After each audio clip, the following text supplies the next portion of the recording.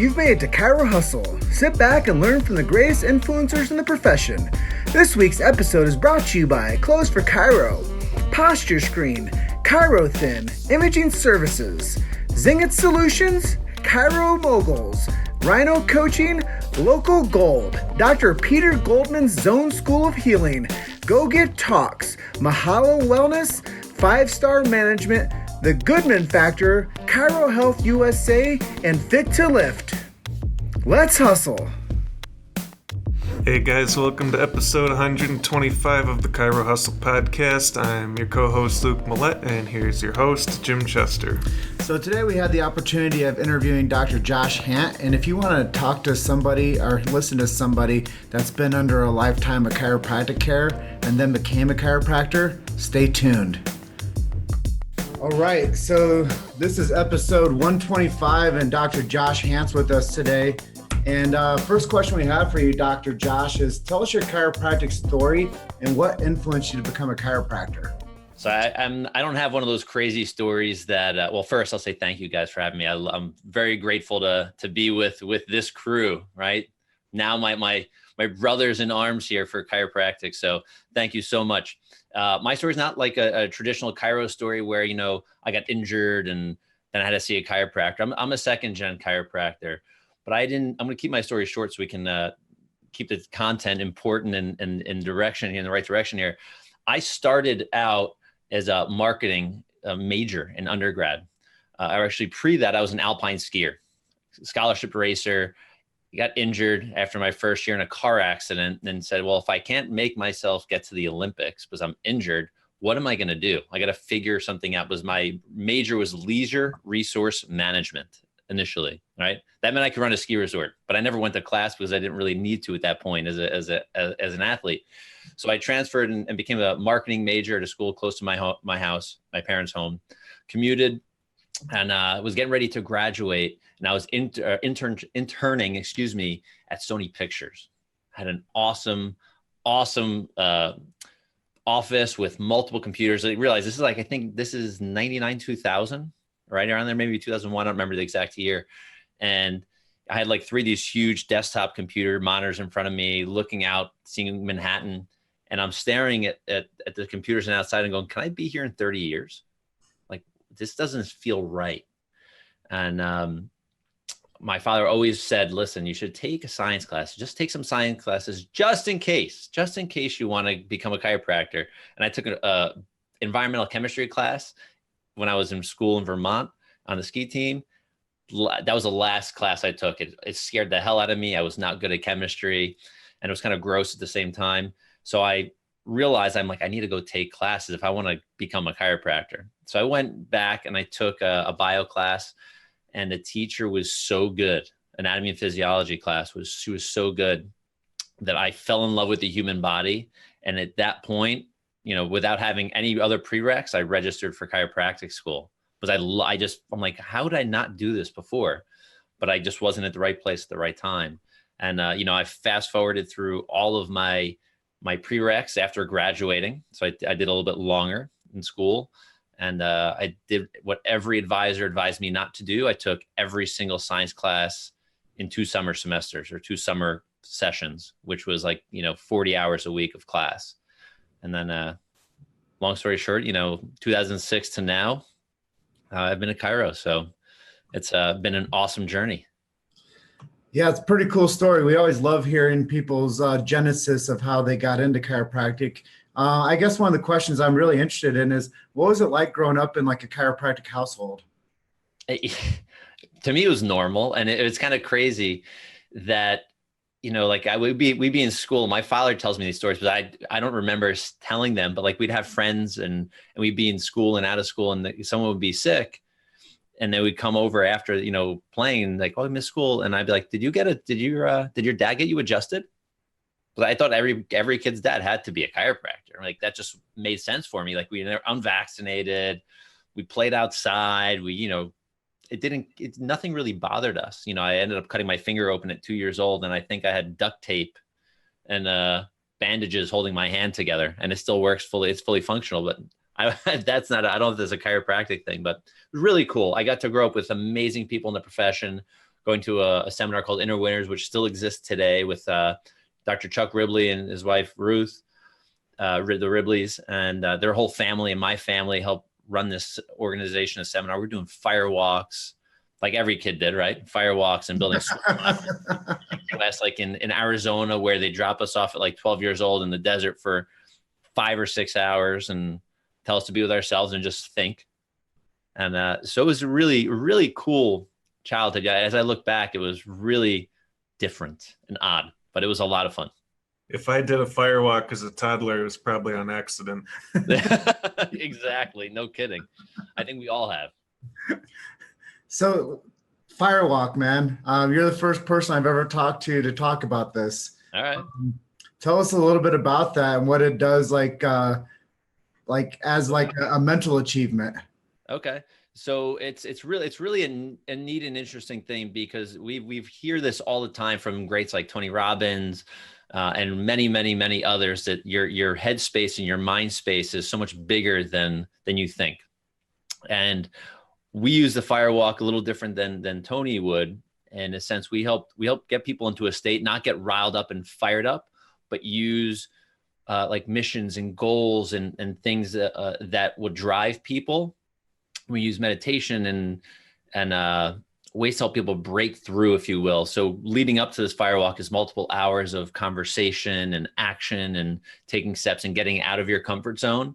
And the Firewalk is really cool because not everybody walks, and that's an experience as well. Like having that innate choice to go, okay, I'm not ready, I'm not doing it.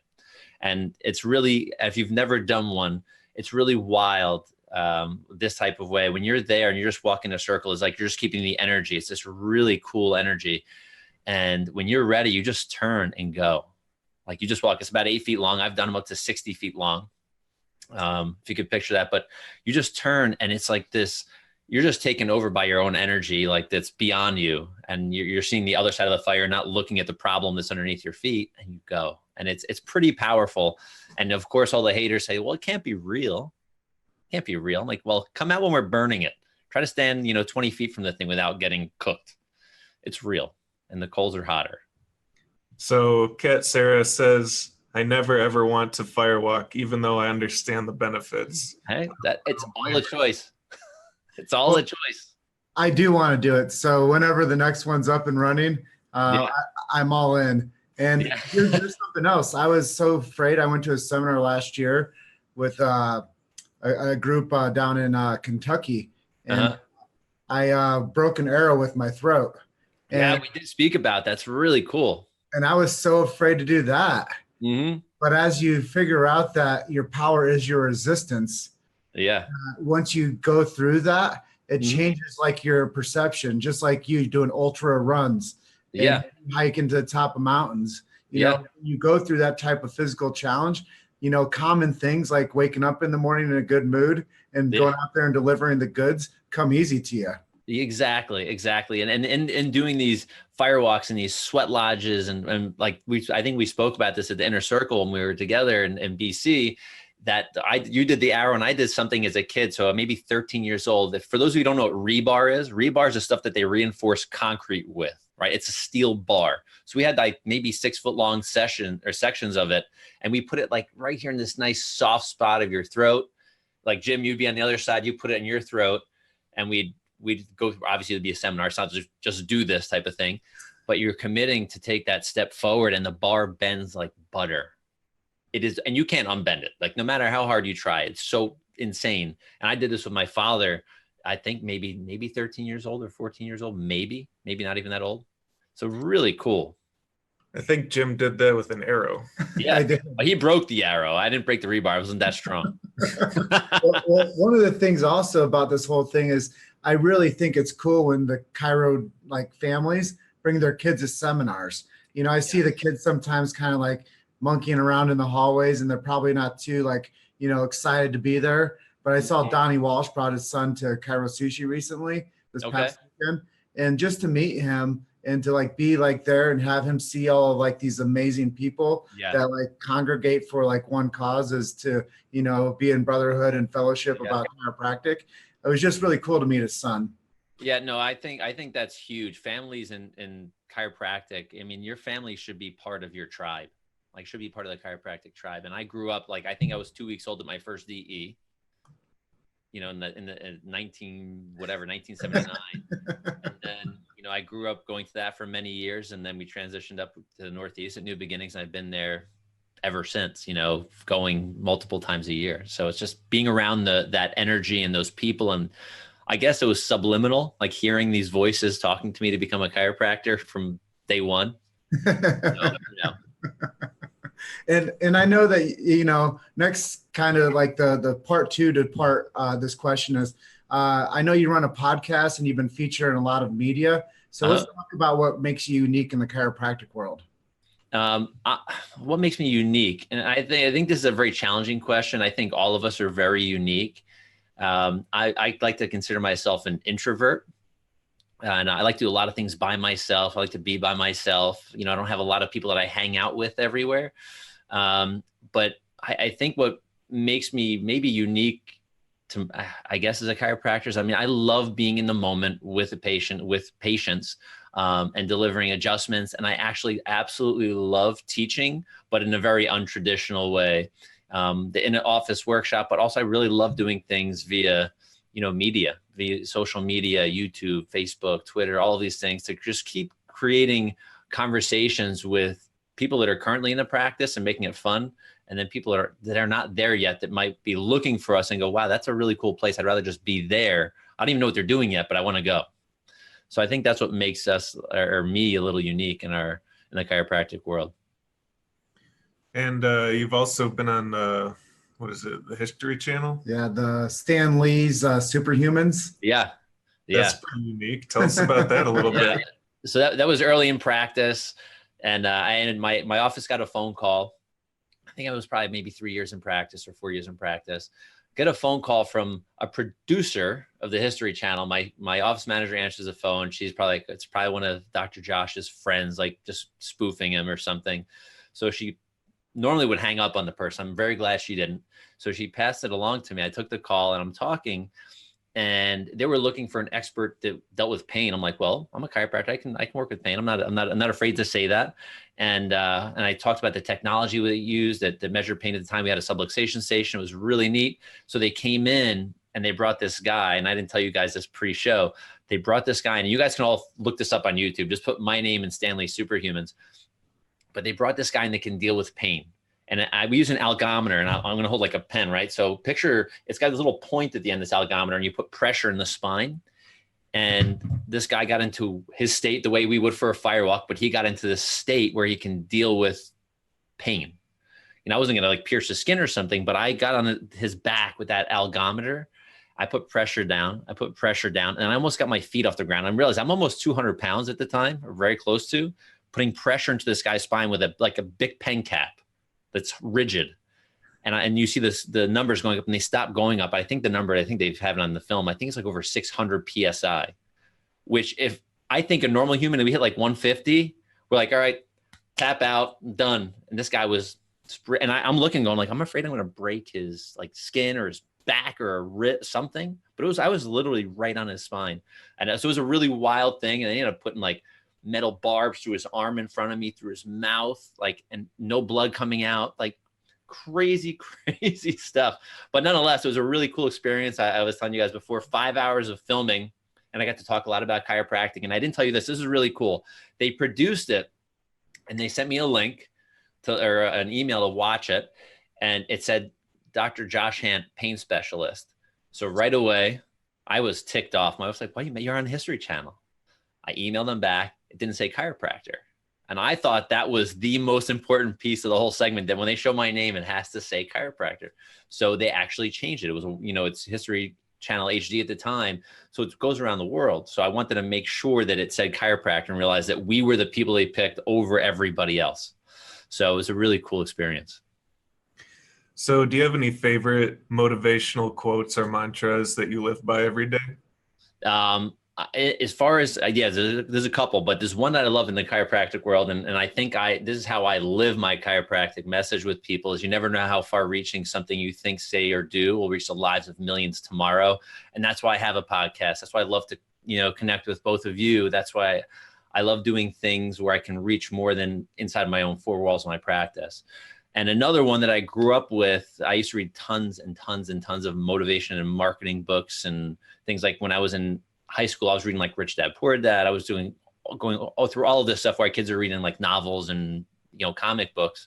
Not that there's anything wrong with that. That was just mine. And one of the quotes, I'm trying to remember who it's from. I don't remember, but it says, oh God, I'm having a brain fart at the moment. I was so ready for this. Come back to me. I'll tell you what my favorite one is. Yeah. What I do today is important is because I'm exchanging a day of my life for it. Okay. Yeah. That's awesome.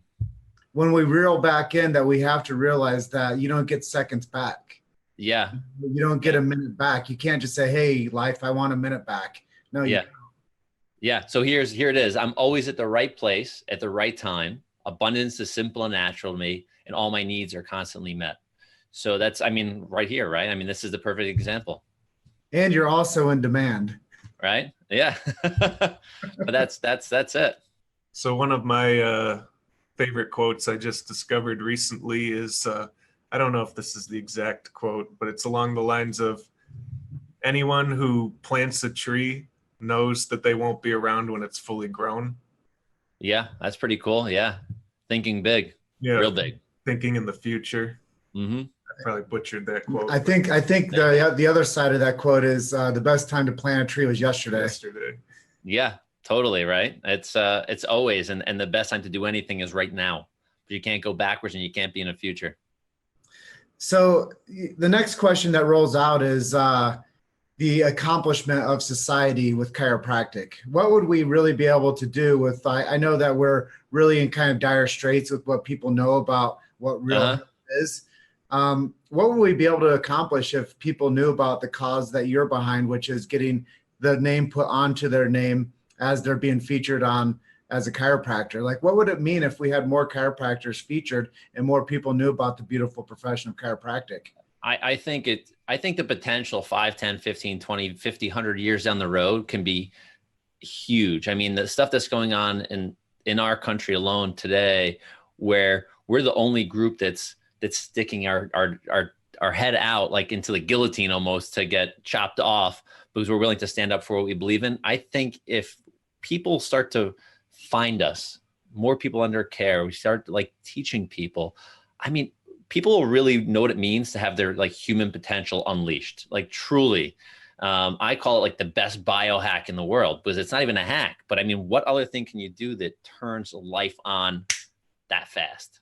What can you? Nothing. But I also think this, if we go back to, 1895, things were very different than they were today in every way, shape, form, everything. And I think the chiropractor of the future is going to have to be a very, very, very good connector to build relationships with other people in the natural health world. And even in like maybe we'll say emergency medicine, you need to have connections with people that resonate with you. So you can say, if you came to me and say, listen, I'm hiking, 70 miles tomorrow. What kind of food should I bring? I got adjusted today. Great. You know what? I'm going to give you Mary's email. She's a great nutritionist. Talk to her. She'll hook you up. Type of like, that's like the kind of relationship I think chiropractors are going to need in the future. So we're not on our own islands. So we actually start to, like, we've seen that the place in Dubai that has all those islands, like branching off. I think the chiropractor needs to be the center, and we start branching off all of those islands. Yeah. The hair on my arm is standing up right now because of the emotional response I'm getting from what you just said. And it made me think about, what if there was somebody inside of hospitals adjusting everybody pre and post surgery before pre and post every birth? Yeah. Before and after every trauma, just clearing out the nervous system to where people can heal optimally. And people think that chiropractic is a pain game. And it sure as hell helps people in pain. Of course. But it's much deeper than that. And I know that one of the things that you are very involved in is the philosophy of chiropractic. Mm-hmm. How can we take the philosophy of chiropractic and make it more user-friendly for the people that need to understand chiropractic at a higher level? I think just to touch the public, I think we need to create terminology that resonates with them now. You know, if we're going to use stuff, and listen, I haven't read all the green books by any means. I'm not that much of an expert in them, but I can tell you I've lived the philosophy my whole life, or most of my life, we'll say. You know, I'm not perfect by any means, but I think if we can talk to people, and Dr. Eric Plasker says this very, very well. He says there's people and there's peers. We're really good peer to peer, right? Chiro to chiro, or me to you, like, right? We can have these conversations, but what Eric has done and what I am able to leverage some of his information is he brings wording and stories, right? He brings stories of health and healing and performance and posture and all of these different things that chiropractors work with, human potential, right? He brings them into people's words or people's understanding. And I think we need to be able to deliver the goods to people the way they are consuming the goods, right? And how are people consuming? Right now, we're doing what?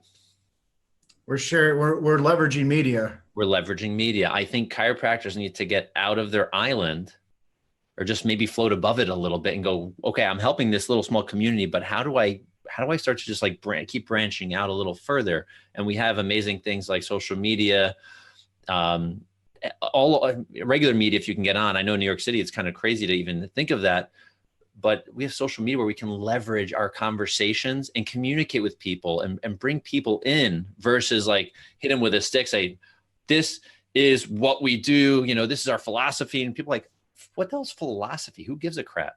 You know, people don't want you to know that. They want to know that you're going to appreciate them, that you're going to love on them, that you're going to help them.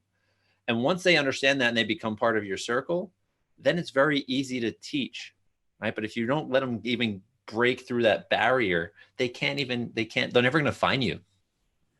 I want to get a stick and write philosophy on it now. Just keep it in the corner. And you know, the interesting thing is most people aren't chomping at the bit to get into a philosophy class. Like when you're an undergrad, they're like, I don't want anything to do with that stuff because you know, it resonates at a different frequency. And I do think that the chiropractor has to have the frequency of philosophy in them, but the patient just wants to feel better.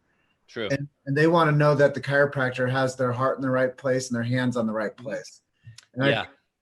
100%. And my father told me this like very early on in practice. He goes, you're not in the healthcare world. You're in the relationship building game. That's what you're in. And if you can't understand that, it's going to be very hard to be a chiropractor because you're in a very intimate place with people. You know, you're hands-on, you're in their life, you're helping them with maybe a pain.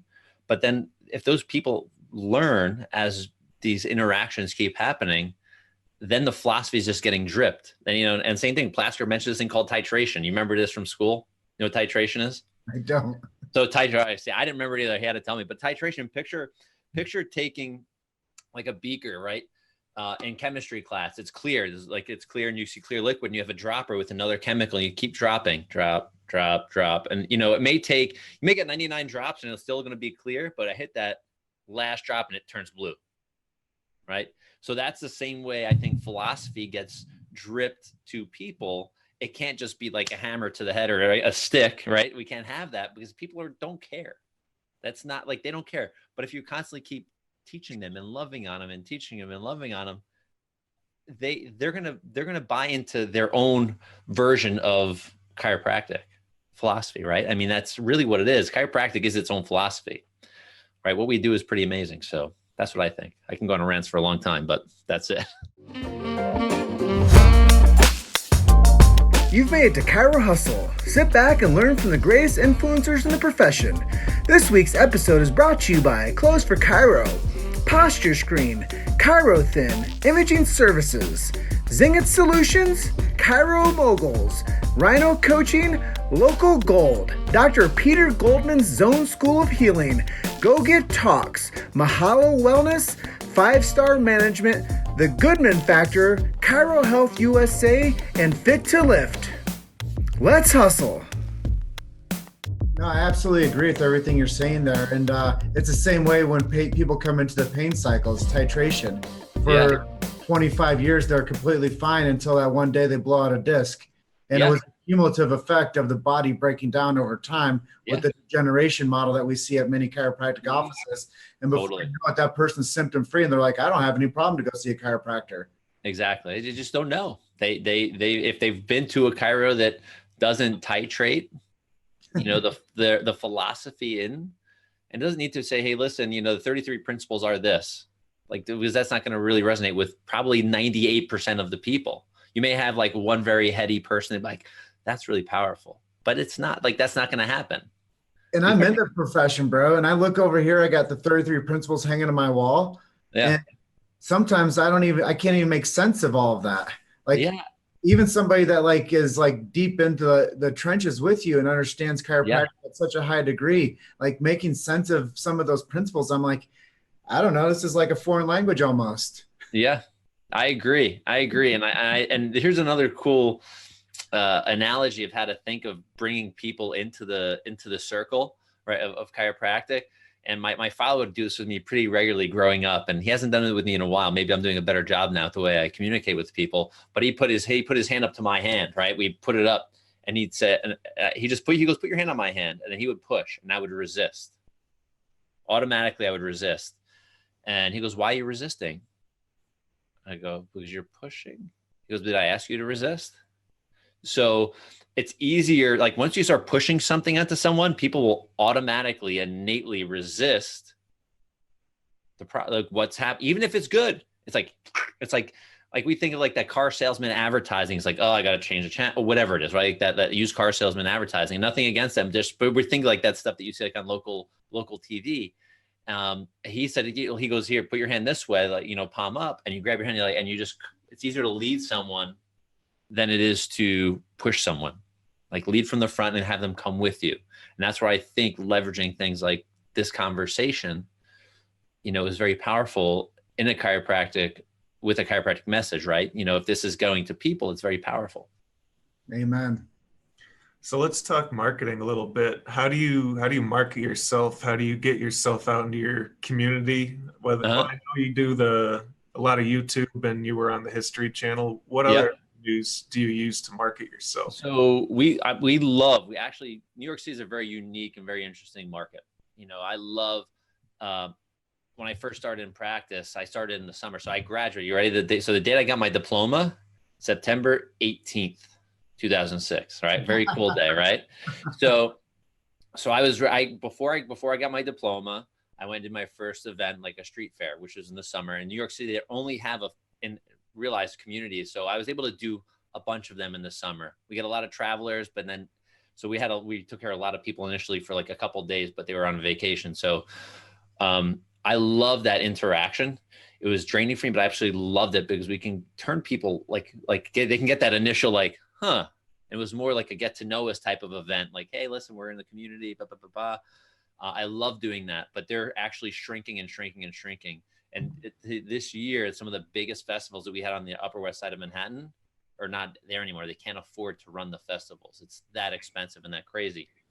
So that being said, we've been leveraging a lot of social media, leveraging using our email list, and actually a lot of internal referrals is really the way we do our best to get new people in. And I'll say one of the coolest things is, and I mentioned, and I keep this is not a commercial for Dr. Plasker, but this is really powerful. His website, we get so many patients from our website because the way it's organized and the amount of content that's constantly put in is talking to people versus to peers. The philosophy is actually hey, listen, if you're pregnant, this is, and the words are, will grab people to come in and look at the website. So they'll go 4, 5, 6 pages deep into our website, article, and then they'll send an email request right away. And I think that's really powerful because they're becoming pre-qualified by knowing who we are.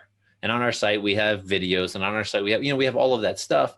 So I love, and we're starting to use Google AdWords just to drive people to our site, but we're also now starting to leverage things like ClickFunnels to create more of a list of people to engage a new audience. So we can just start dripping them content slowly, titrating, and when they're ready to bite, they'll bite. We may have an irresistible offer for them at some point, saying, well, this might be something for us. So getting into the community is challenging. I'm actually now working with some of the running groups that are in the city. I just have to go through a lot of doors in Manhattan. It's kind of crazy. I wish it wasn't that way.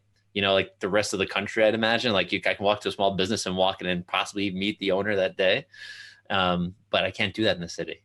It's really challenging. So we're working in that interpersonal, like I'm working on building that interpersonal growth, but we leverage social media. We leverage being online to our fullest.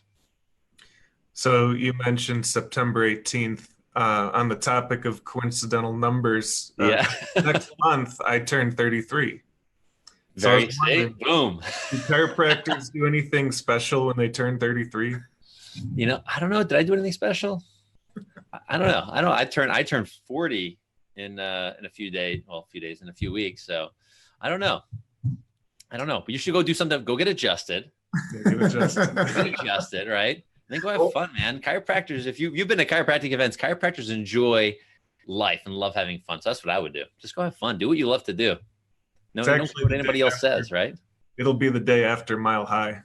All right, well, there you go. You'll be able to get. Hopefully, you'll be able to get an adjustment there.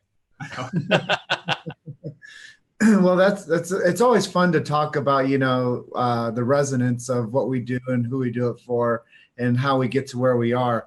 One of the questions that are unscripted that I like to ask people from time to time is, what do you think is the most impactful thing to happen to the chiropractic profession over the past decade? So like turn the pages back for the past 10 years. What do you think has made an impact that would be noteworthy to talk about? And it wouldn't be worthy to talk about? Yes. Huh. What? I mean, I just think most people say Facebook. Yep. Really?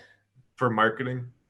Oh, that's not worthy of talking about? No, that is worthy. That is Sorry. worthy. Oh, that is worthy. I think that isn't worthy. Oh, totally. I mean, social media has been a great platform, I think, for people to get their, especially people like me that like to be like in a room like this, like I'm in right now, and be able to communicate with people. I think social media is a fantastic platform. I absolutely love Facebook in this sense, because I think that's where most people are looking and at, especially people that are buying, or either on, I think, Facebook or on LinkedIn. I think Instagram is not far behind, is my guess. But I think it's a great way for our profession to leverage it. But I also think I think, and this is why I teach this, I think podcasting is going to be the wave of the future for chiropractors. I don't think they know it yet, but it's going to be.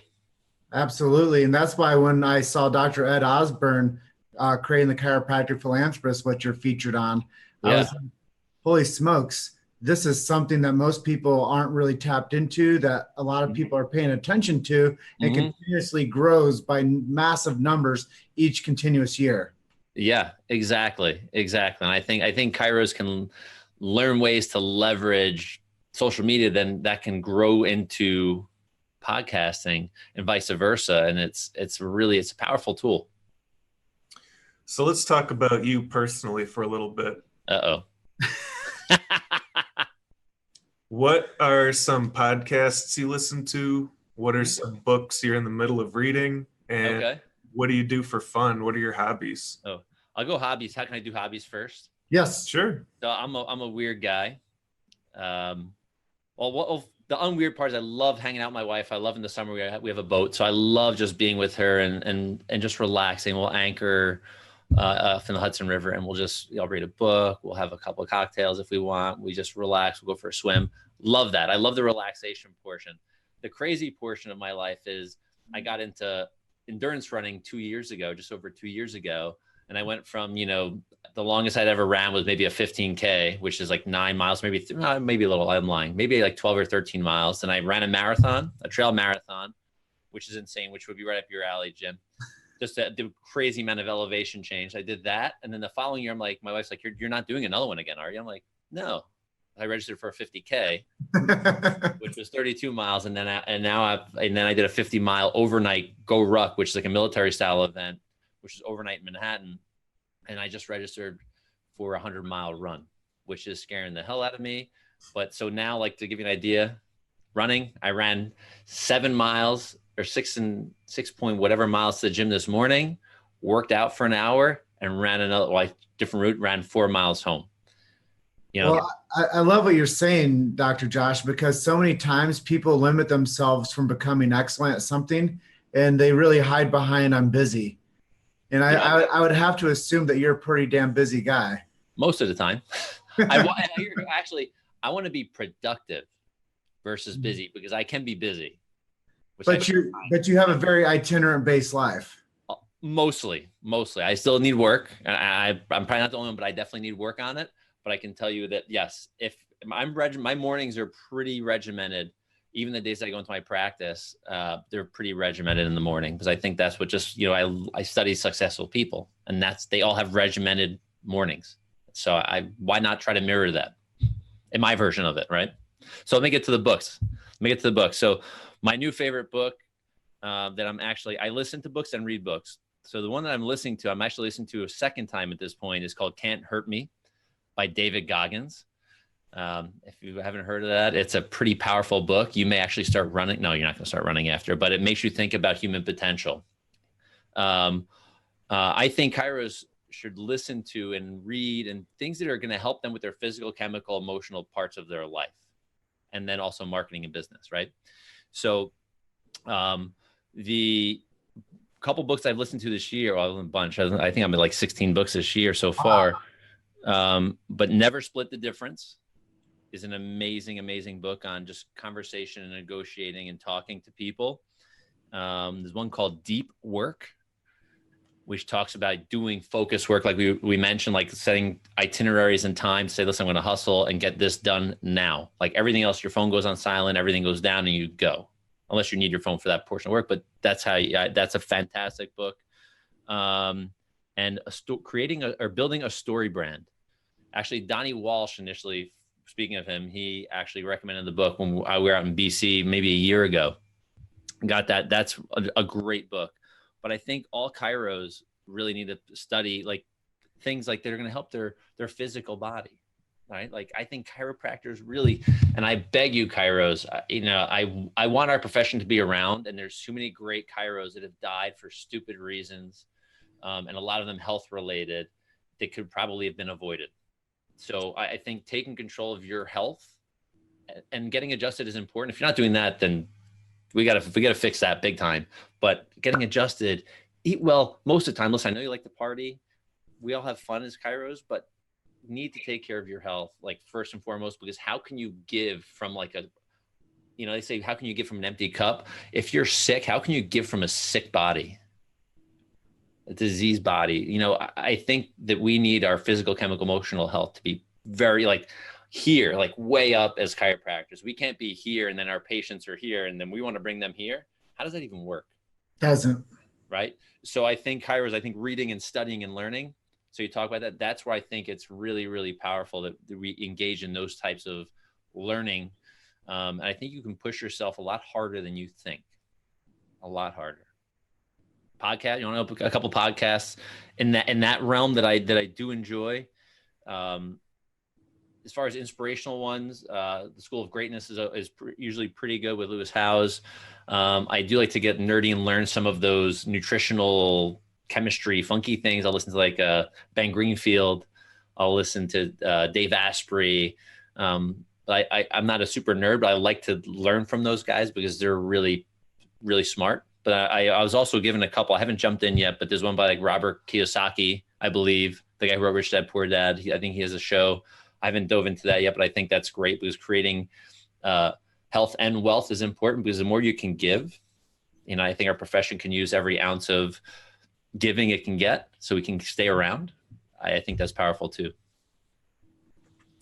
So we are coming up to the tail end of this episode, but before we jump off the line, why don't you share some websites or resources where people can find out more about you and what you're doing? Okay, great. So I have two main websites. As a third one I'll just share, but the main website for chiropractic is NewYorkChiropractic.com. Really cool. We are early in the game in the website world, so we have NewYorkChiropractic.com. Can't beat that. That's our chiropractic practice. People can find us there. I have something called Lifestyle Locker as well, which is the home of my podcast, which is Lifestyle Locker Radio. I have I'm only a few episodes ahead. I think I'm like 135 or 136, something like that at this point, but I'm not dropping a bunch right now. I'm keeping my consistency there, and I actually teach chiros to podcast as well. Like I spoke about, it's called Market Your Voice, or marketyourvoice.com. And you can hit me up on social media. Just put my name in. You'll find me everywhere. Facebook, Instagram, Twitter, LinkedIn. But the ones I hang out on most, the majority that I actually check pretty regularly are Facebook, and Instagram are like my biggies. So that's where you can find me. Well, is there anything that you wanted to talk about that we did not get a chance to ask you? No, I think you guys did a pretty fantastic job, and I think we all have to really share gratitude, because I think these types of conversations are so powerful, not only for our profession, but when we think of energy and how energy is in group form like this, it's exponential, and people are going to listen to this and maybe not like it or maybe love it. It's me, so I don't know, but nonetheless, I think we can this is going to start to bubble and bubble and bubble. And I wouldn't be surprised, because me just having this, I'm just excited with being with you guys, really excited today. Like, I wouldn't be surprised if I get phone calls tomorrow morning out of the blue for new patients. It wouldn't surprise me. Like, oh, that's pretty cool. And I believe the world works that way. When we're ready for receiving and giving, it's very powerful. And I think you guys you're ahead of the curve on that.